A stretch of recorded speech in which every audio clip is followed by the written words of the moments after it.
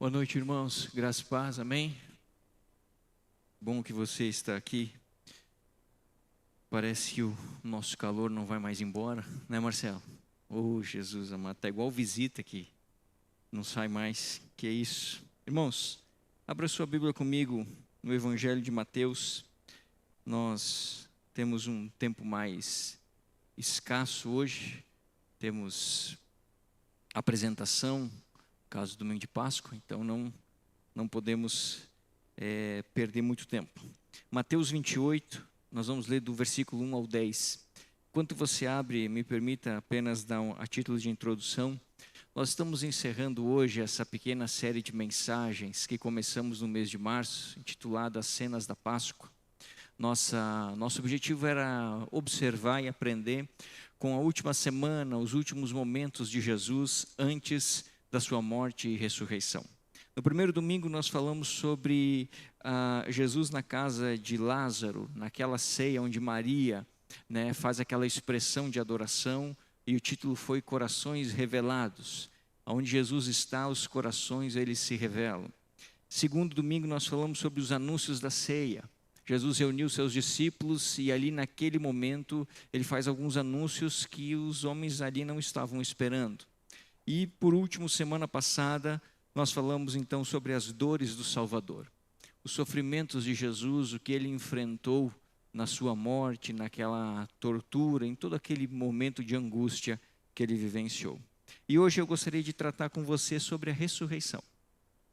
Aproveitar que é o domingo de Páscoa no nosso calendário e tratar um pouquinho com você sobre isso. Vamos ler Mateus capítulo 28, do versículo de número 1 ao verso de número 10. Depois do sábado, tendo começado o primeiro dia da semana, Maria Madalena e a outra Maria foram ver o sepulcro. E eis que sobreveio um grande terremoto, pois o anjo do Senhor desceu do céu e, chegando ao sepulcro, rolou a pedra da entrada e assentou-se sobre ela. Sua aparência era como um relâmpago e suas vestes eram brancas como a neve. Os guardas tremeram de medo e ficaram como mortos. O anjo disse às mulheres: não tenham medo, sei que vocês estão procurando Jesus que foi crucificado. Ele não está aqui, ressuscitou, como tinha dito. Venham ver o lugar onde ele jazia. Vão depressa e digam aos discípulos dele: ele ressuscitou dentre os mortos e está indo adiante de vocês para a Galileia. Lá vocês o verão. Notem que eu já os avisei. As mulheres saíram depressa do sepulcro, amedrontadas e cheias de alegria, e foram correndo anunciá-lo aos discípulos de Jesus. De repente, Jesus as encontrou e disse: salve! Elas se aproximaram dele, abraçaram-lhe os pés e o adoraram. Então Jesus lhes disse: não tenham medo. Vão dizer a meus irmãos que se dirijam para a Galileia. Lá eles me verão. Amém?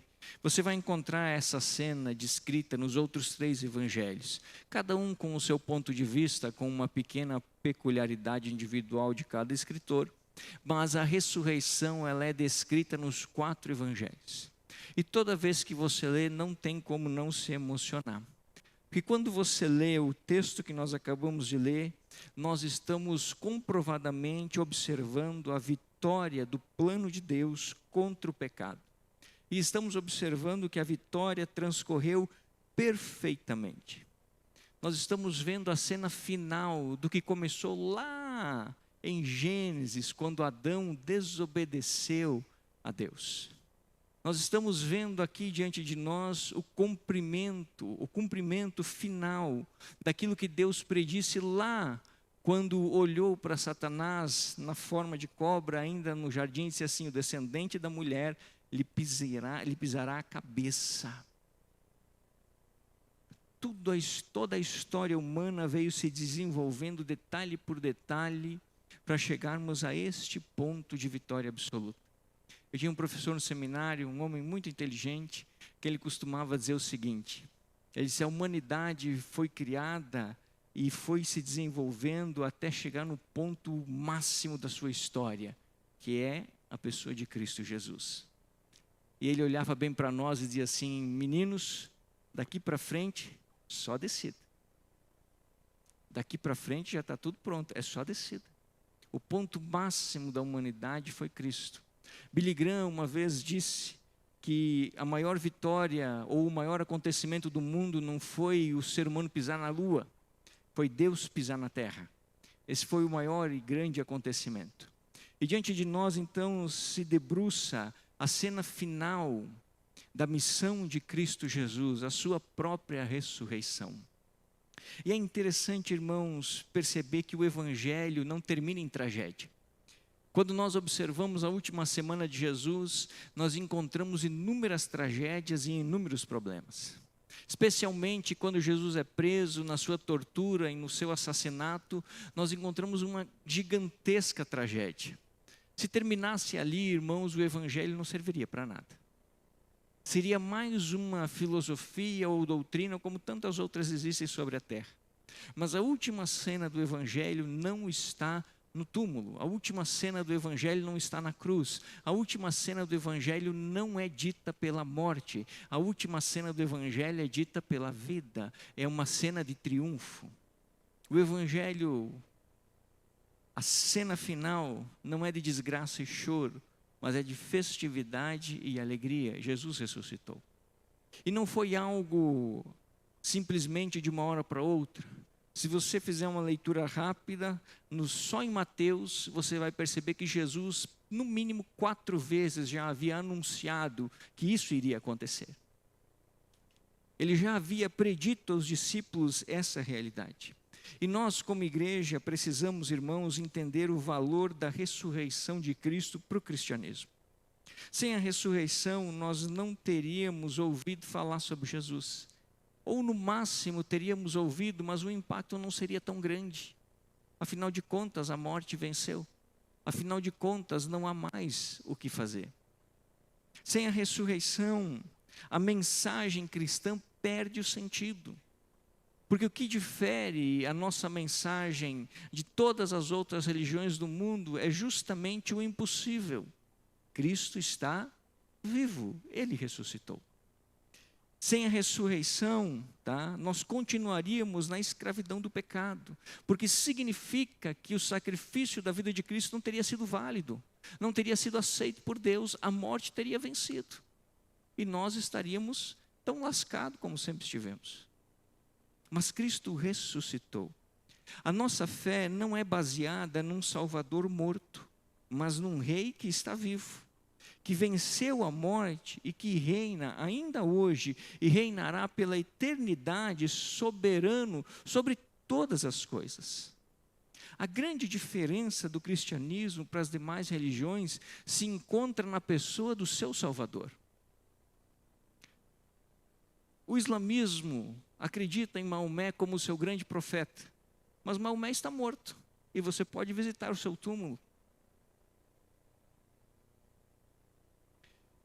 Você pode visitar o túmulo do Buda, você pode visitar o túmulo de Allan Kardec, que os espíritas valorizam tanto.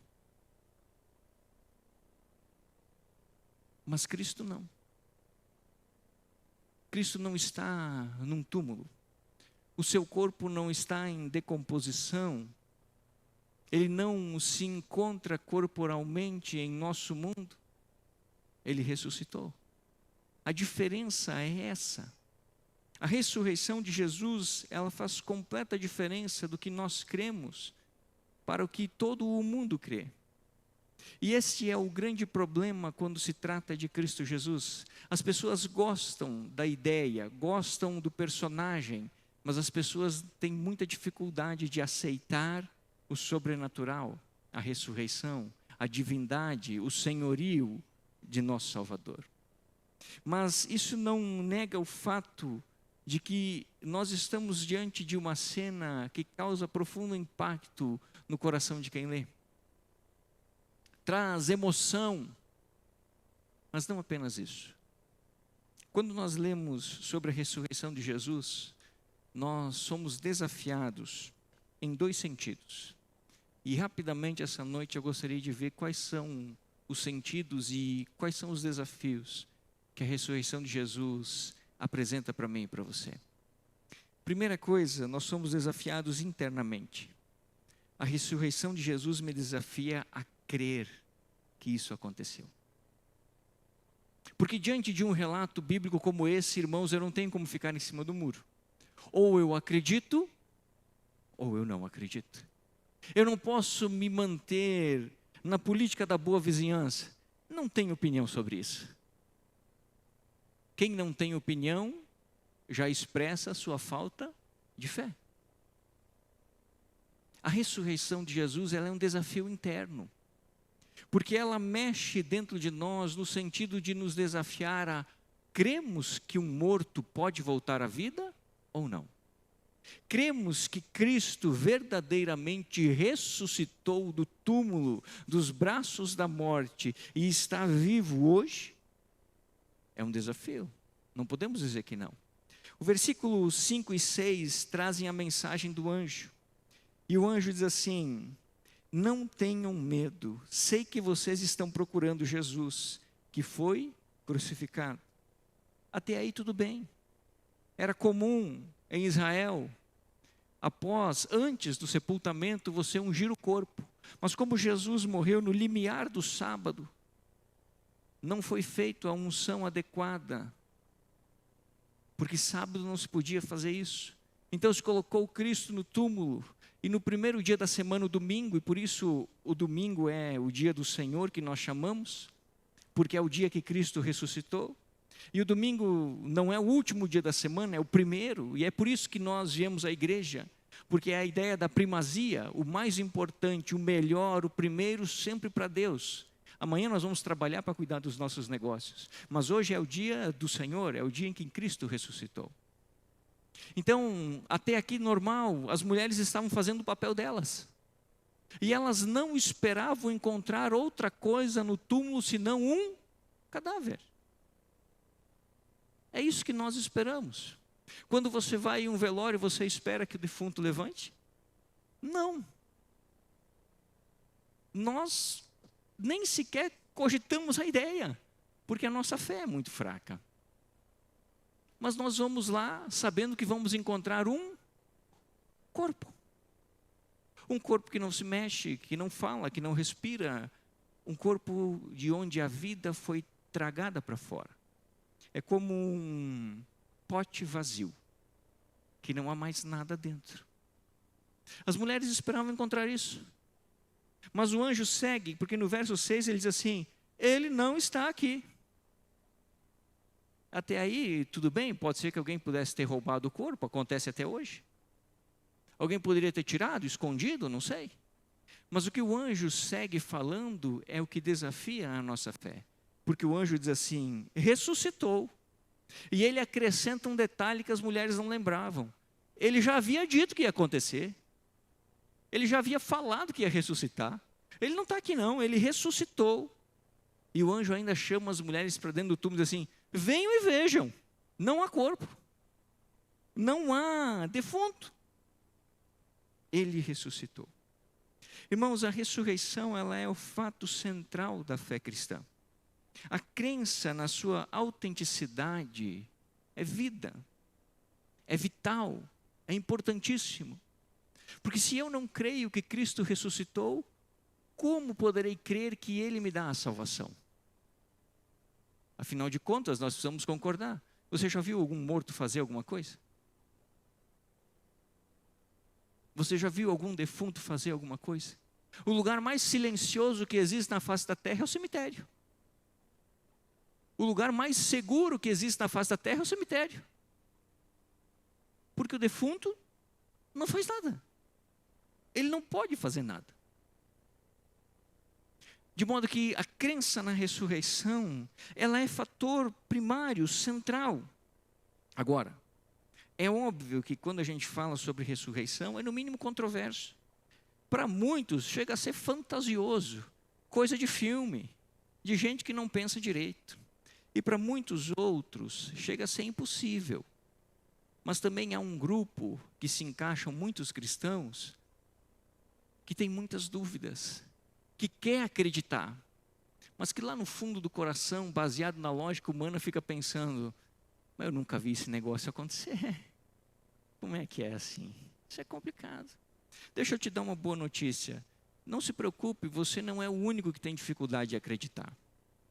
Se você ler Marcos capítulo 16, verso 10 e 11, você vai descobrir que os próprios apóstolos duvidaram da ressurreição de Jesus. Porque Marcos diz que as mulheres chegaram e disseram aos discípulos: Jesus ressuscitou. E Marcos vai dizer que Pedro, Tiago, João e os próprios apóstolos eram assim: não, esquece, não é hora de brincar com um negócio desse. Não, a Bíblia diz que eles não acreditaram. Irmãos, não há problema em ter dúvida acerca da fé. O problema é você não expor essas dúvidas àquele que pode solucioná-las. O problema é você esconder as suas dúvidas. Tudo que é escondido não é resolvido. E se torna, via de regra, um problema ainda maior. Por que o diabo faz tanta questão que nós venhamos a esconder os nossos pecados? Porque cada vez que eu escondo o pecado, ao invés de ele diminuir, ele aumenta. Ele fica pior. Eu sempre dou o mesmo exemplo, é como uma ferida. Se você cai e se corta, tradicionalmente, desde criança, a primeira reação que você tem é pôr a mão. Você esconde, você aperta, você tampa. Mas quando você chega no hospital, a primeira coisa que os médicos e enfermeiros fazem é o quê? É abrir, para limpar. Porque se você deixar escondido, aquilo fica pior. E o que era uma ferida pode lhe custar a vida. O pecado é a mesma coisa. A dúvida também é assim. Não há problema em ter dúvida, o problema é você não expor a sua dúvida diante daquele que pode responder. Porque uma dúvida conservada no coração pode se tornar uma crença errada. E uma crença errada pode comprometer uma vida inteira diante de Deus. Porque a fé, ela não é do nosso jeito. Ela é do jeito de quem a criou. É do jeito do Senhor. Então, não há problema em ter dúvida. O problema é não expor. Agora, é muito importante nós tentarmos sanar essas dúvidas. E quando nós falamos de ressurreição, é algo muito complicado. Porque é difícil, distante da nossa realidade. É um enorme desafio para a nossa fé. Mas é um desafio que nós precisamos encarar e vencer. Porque se cremos que Cristo ressuscitou, temos uma fé sólida, que vai se solidificando. Mas se não cremos na ressurreição de Cristo, a nossa fé não vale. E talvez você diga assim: pastor, eu discordo do senhor. Pode discordar de mim, mas Paulo concorda. Abra comigo a sua Bíblia em 1 Coríntios, capítulo 15, versículo 13 ao 17. 1 Coríntios 15, 13 ao 17. Perceba, se não há ressurreição dos mortos, então nem mesmo Cristo ressuscitou. E, se Cristo não ressuscitou, é inútil a nossa pregação, como também é inútil a fé que vocês têm.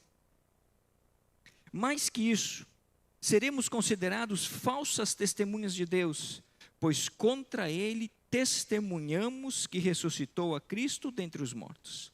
Mas se de fato os mortos não ressuscitam, Ele também não ressuscitou a Cristo. Pois, se os mortos não ressuscitam, nem mesmo Cristo ressuscitou. E se Cristo não ressuscitou, inútil é a fé que vocês têm, e ainda estão em seus pecados.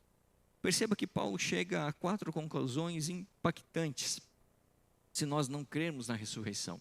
Primeiro, sem a ressurreição, a pregação é uma mentira. Tudo que você ouviu até hoje, em todas as igrejas que você foi, em todos os programas que você assistiu, se Cristo não ressuscitou, tudo isso não passou de uma grande fantasia muito bem arquitetada. É uma grande mentira. Se Cristo não ressuscitou, inútil é a fé. Porque oramos para quem, se Cristo não ressuscitou? Clamamos para quem? Buscamos viver para quem, se Cristo não ressuscitou? A fé se torna inútil. Se Cristo não ressuscitou, o nosso testemunho de vida é falso. Porque falamos algo baseado numa mentira.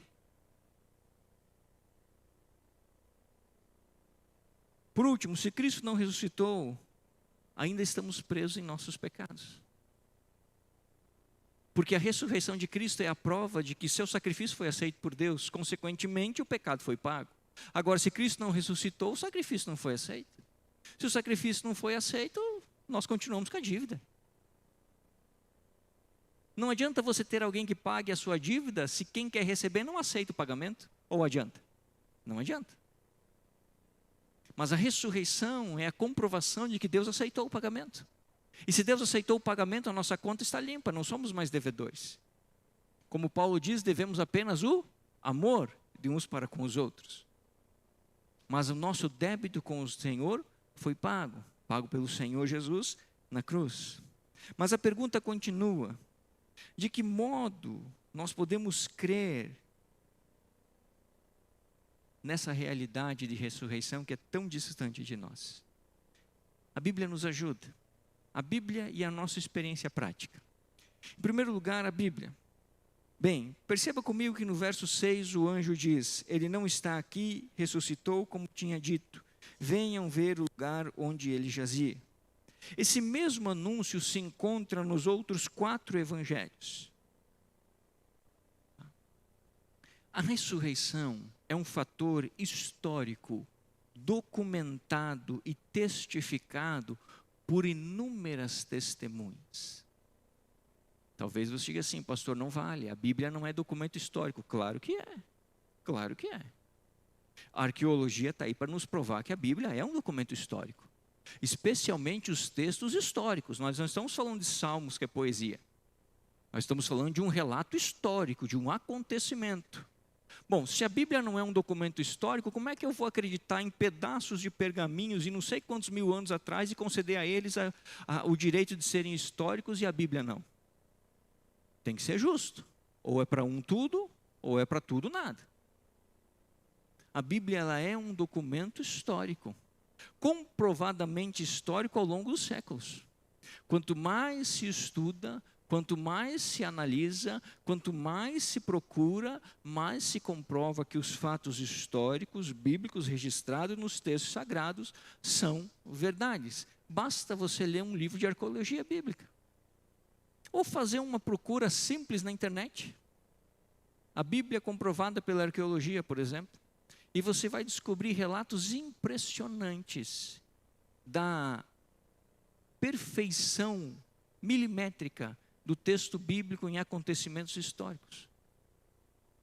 Não apenas isso, se você seguir no texto de 1 Coríntios, mas agora do versículo 3 ao 8, Paulo dá um outro testemunho, quando ele diz assim: pois o que primeiramente lhes transmiti foi o que eu recebi, que Cristo morreu pelos nossos pecados, segundo as Escrituras, foi sepultado e ressuscitou ao terceiro dia, segundo as Escrituras, e apareceu a Pedro e depois aos 12. Agora perceba o verso 6. Depois disso apareceu a mais de 500 irmãos de uma só vez, a maioria dos quais ainda vive, embora alguns já tenham adormecido. Depois apareceu a Tiago e então a todos os apóstolos. E aí o versículo 8 é impactante. Depois deste apareceu também a mim, como a um que nasceu fora de tempo. Paulo dá um relato aqui de que Cristo não apareceu a um ou dois, mas a centenas de pessoas. E ainda testifica que na sua época de escrita, muitos ainda vivenciavam e podiam testemunhar verbalmente desse relato. Quando nós falamos da ressurreição, nós falamos de um acontecimento histórico, muito bem documentado. Mas isso não significa que você é obrigado a aceitar. É uma questão de escolha própria. E aqui entra então o que para mim é a solução de todo o problema. Primeiro eu falei que a Bíblia nos ajuda a provar a ressurreição porque ela documentou a ressurreição. Ela predisse sobre a ressurreição. Ela anunciou a ressurreição. Mas eu também falei que a nossa experiência pessoal, ela é a comprovação de que Cristo ressuscitou. E é o verso 8 de Paulo, quando ele diz assim: esse Cristo que ressuscitou, apareceu também a mim. O meu testemunho pessoal de encontro com Jesus é a comprovação máxima de que Cristo ressuscitou. O seu testemunho pessoal de encontro e de vivência com Jesus é a comprovação máxima de que Cristo ressuscitou. Talvez você pense assim, pastor, mas eu não sou ninguém. Eu também não, muito menos que todos os outros. Mas pense comigo, esse relato aconteceu há aproximadamente mais de 2000 anos. Ao longo de 2000 anos, esse relato vem sendo sistematicamente anunciado em todas as nações do mundo, em todas as línguas, em todos os povos. Em todos os lugares do mundo, as pessoas dizem a mim e a você, Cristo está vivo. Eu o conheço.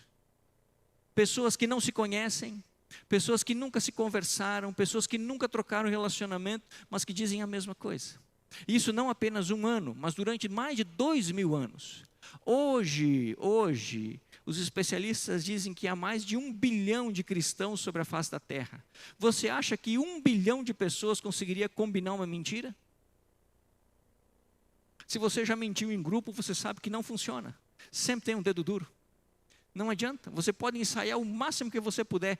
Alguém sempre dá com a língua nos dentes. Agora você acha que 1 bilhão de pessoas, sendo que a maioria nunca se viu, mas afirma categoricamente, eu o conheço porque tenho uma experiência pessoal com ele. Ué, será que 1 bilhão de pessoas estava mentindo? É uma questão de dedução lógica, não precisa nem exercitar muito a fé. É uma realidade. O seu coração comprova para você que Cristo está vivo. O seu coração é a prova máxima da ressurreição.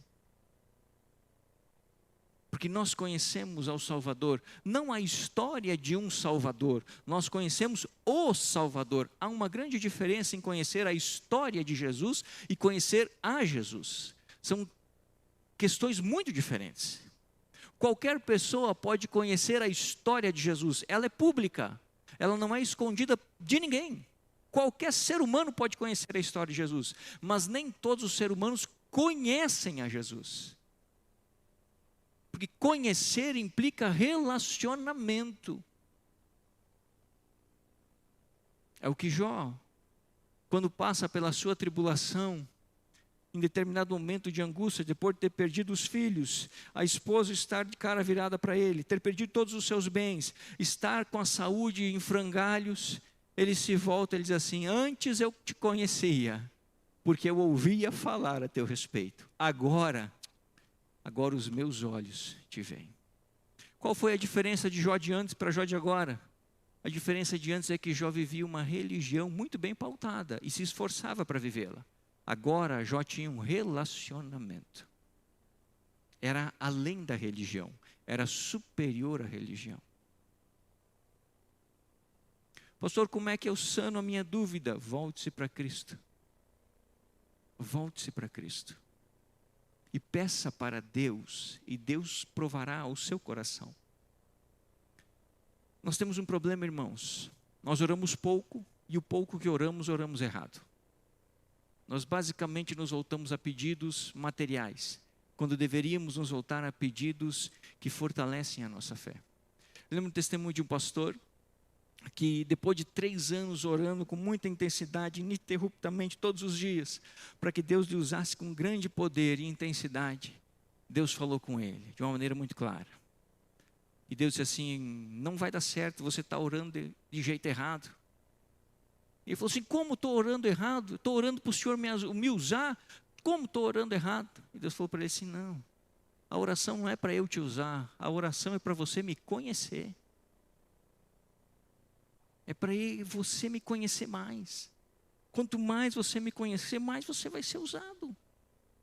Não podemos trocar metade pelo começo, irmãos. O mais importante não é o que nós fazemos para Deus, ou o que Deus faz por nós, mas é a nossa relação com o Eterno. Isso é o mais importante. O resto é secundário. Peça a Deus para sanar essa dúvida.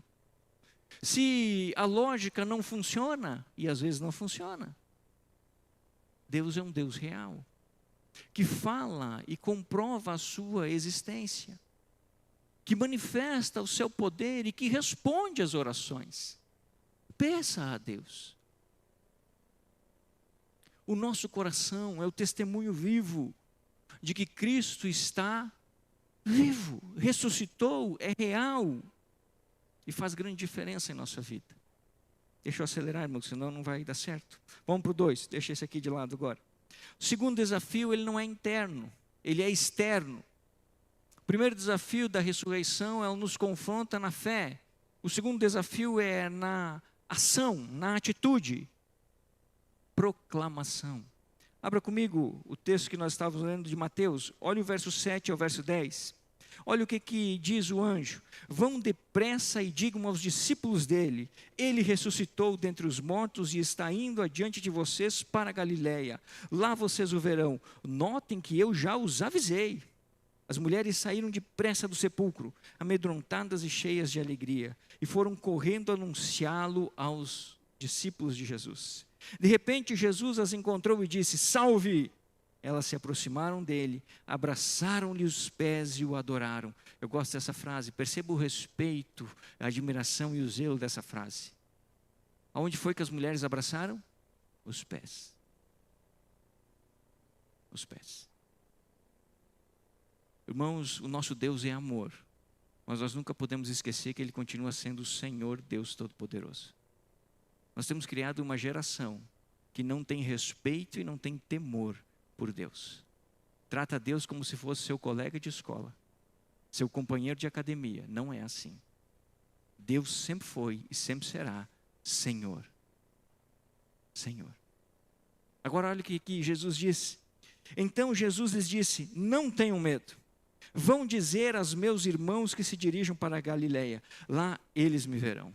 Perceba que há duas convocações à proclamação. A primeira convocação é feita pelo anjo.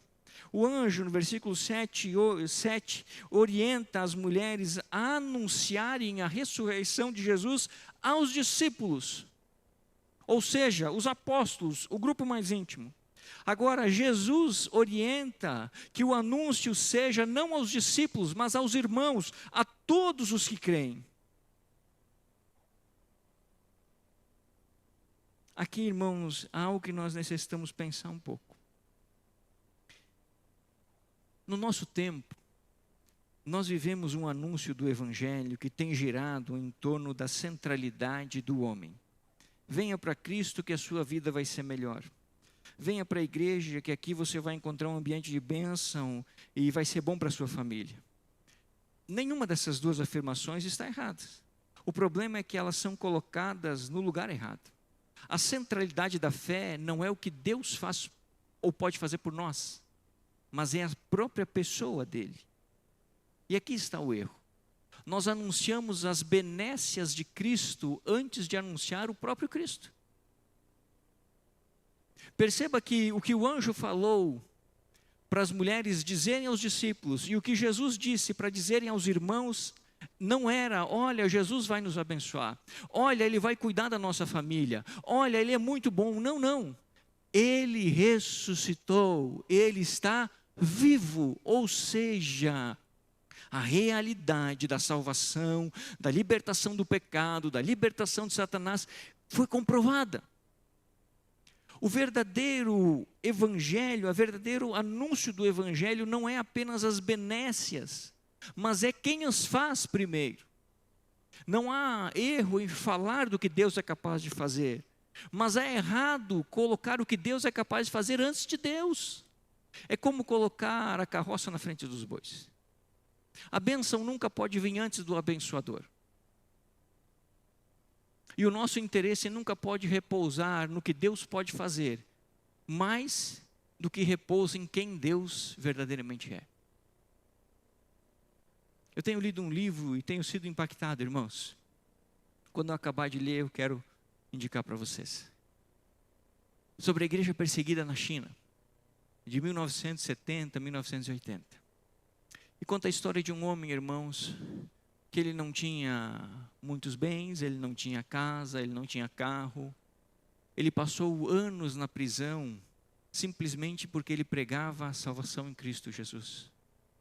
Ele foi espancado, ele foi torturado, ele era jogado dentro de fossas sépticas, cheio de excrementos humanos.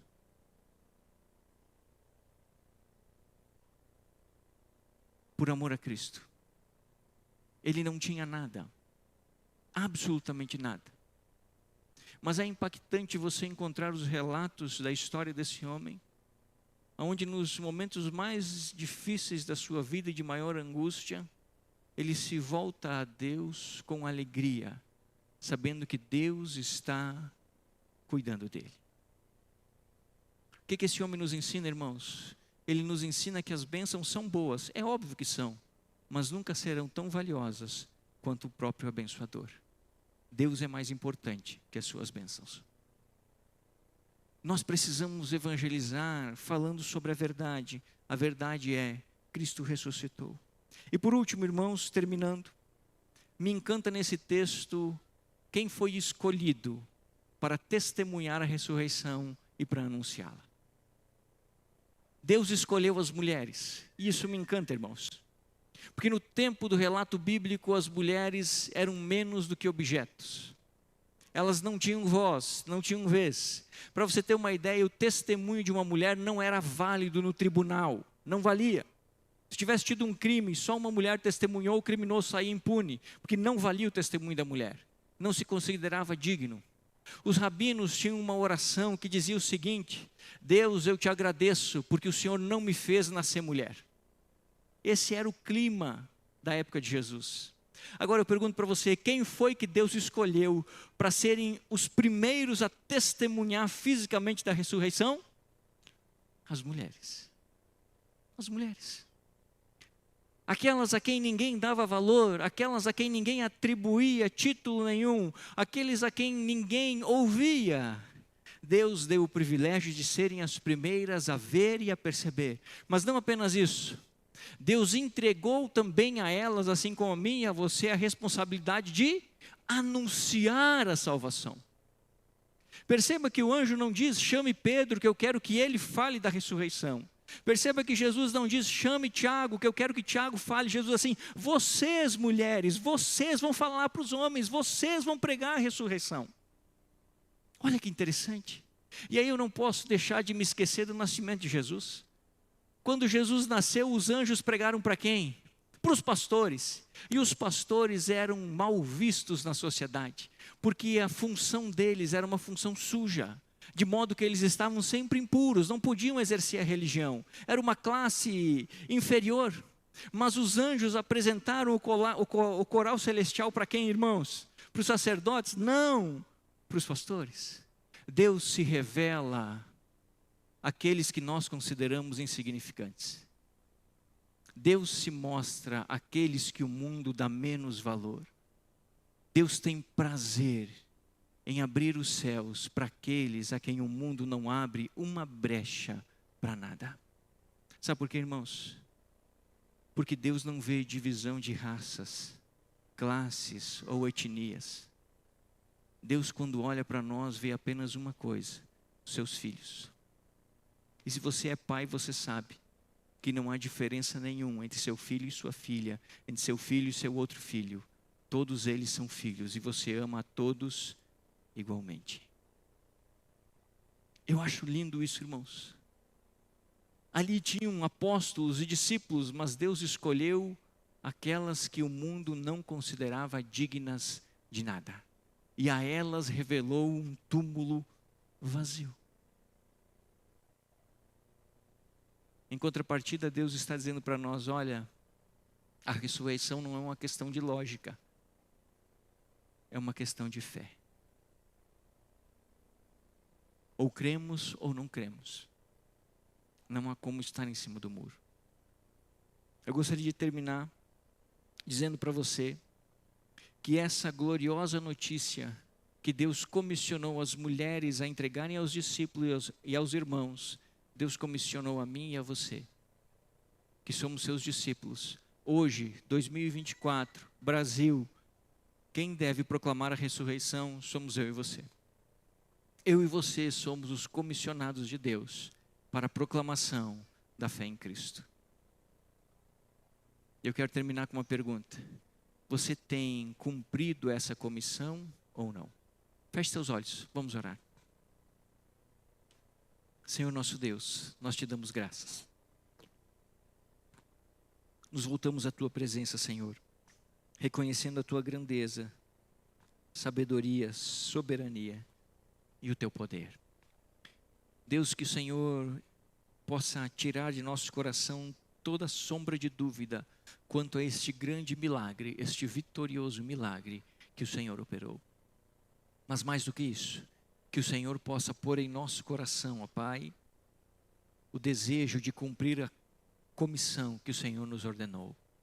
Pregar o Evangelho a toda criatura, para que os homens encontrem salvação em Cristo Jesus. Amém e amém. Queridos,